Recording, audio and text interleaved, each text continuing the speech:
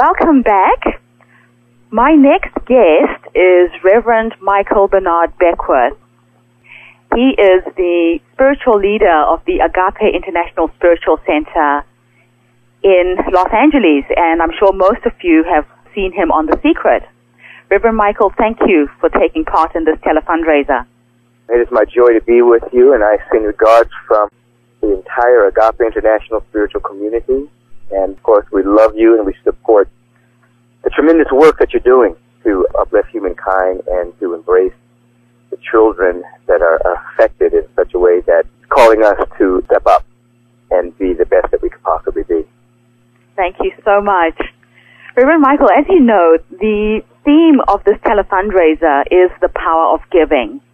And we've talked to Jack Canfield, Bob Proctor, Mark Victor Hansen, John DeMartini, and they've all shared amazing stories of what giving has done in their lives. My first question is, what specific incident changed your life when someone gave to you? Well, there's been so many incidences in the last 35 years where the cycle of giving has uplifted and inspired me.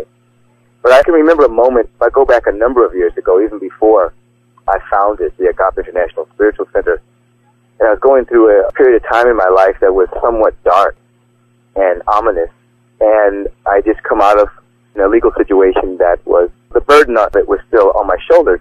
And I went to see a woman, her name was Lissa, who was very adept spiritually. She's a spiritual seer and a spiritual counselor. Mm-hmm. And I remember standing at her door, getting ready to knock on her door, and I felt like I had the weight of the world on me. I was a young man, and I made some mistakes in life, and I was carrying the burden of guilt and shame to a degree. And I was standing there just kind of anxiously biding my time, waiting, not yet knocking on the door. I was just trying to get myself together. Mm-hmm. And I knocked on the door, and when she opened the door and looked at me, she was looking at the presence of God. She looked at the presence of Christ within me. She looked at perfection within me. And at that moment, I could see that she was not looking at this young Michael Beckwith who had made a mistake in his life. She was looking at something altogether differently. And in that instant, the burden lifted from my body, the energy in my body changed. I had a direct experience of seeing myself the way I'm seen by the universe, through her giving of her time and her prayer. And so it may have taken her years to develop, through her prayer life, through her study, through her sacrifice, to develop that state of consciousness. But in that instant, it was transferred to me. And I received a mighty blessing that assisted me on my path to greater self-discovery and ultimately greater giving and greater sharing and being a greater point of inspiration for people around the world. It was a moment that changed my life. Oh, wow. It's funny you should bring that story up. I've had a lot of people say to me, why are you bothering with HIV orphans? Some of them, the majority, are HIV positive. Death is a possibility. But I've kept saying to people, they have potential. So long as they're still breathing, I have to do something. What you've just shared is something I would like the people who are listening in on this call to understand, that if they can look beyond the disease, look beyond the despair and the hopelessness of the situation as it's perceived at the moment, miracles can happen.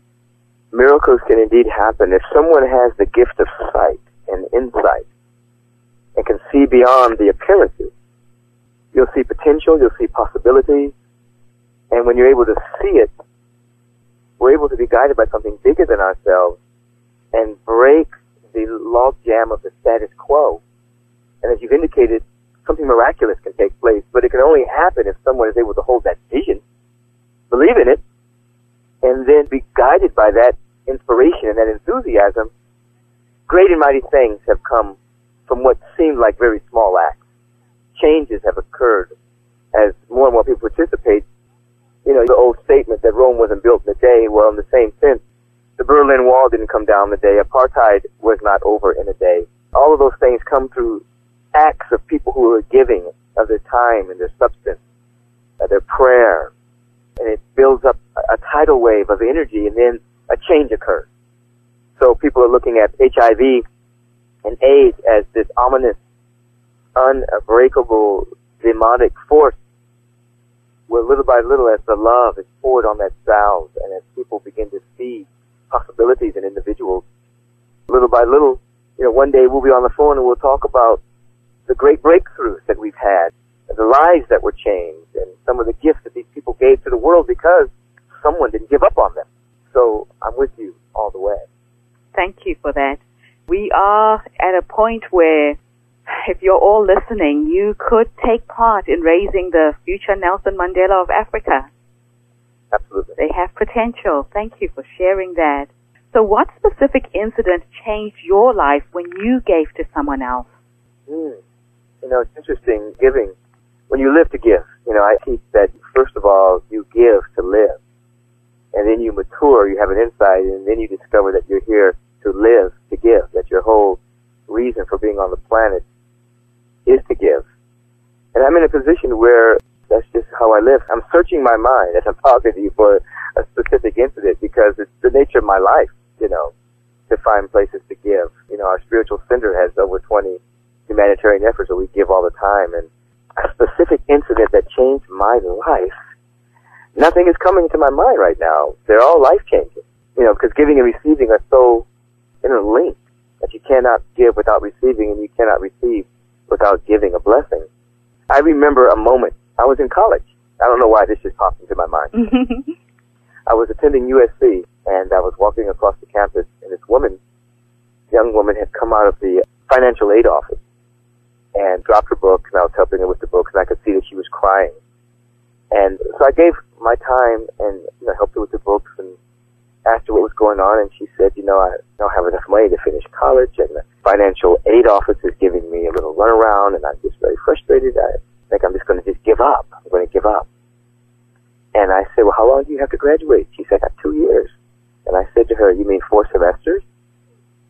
And she looked at me and she said, 4 semesters. 4 semesters. Wow, that sounds doable. And then she went back into the financial aid office. Now, interestingly enough, I never saw that woman again until a number of years later. She came up to me. It might have been at Agape or someplace where I was giving a talk. And she came up to me and she said, you may not remember me, but a number of years ago, we were on USC's campus, and I dropped my book, and you stopped, and you gave me the time and listened to me, and you told me I had 4 semesters to graduate. She said, when you said that to me, the big problem became very small, and I went back into the office, less frustrated, was able to state my case, and I ultimately got the money I needed to graduate. She says, I never saw you again, but here you are speaking. And I've always wanted to thank you that when you stopped and gave me your time and gave me that little encouragement, you actually helped me get through college. And today I'm doing what brings me joy and what brings a lot of other people joy. So when she told me that, a number of years later, it just did something to me because it reminded me that your little acts along the way you may think are insignificant. You may think it doesn't mean much when you give. Some people say to themselves, I don't have a lot to give. And so they end up not giving at all because they believe. They think more about what they don't have than about what they do have. But we never know. Every little act, every little bit of our time, every little bit of our substance can change somebody's life as it did in this particular woman.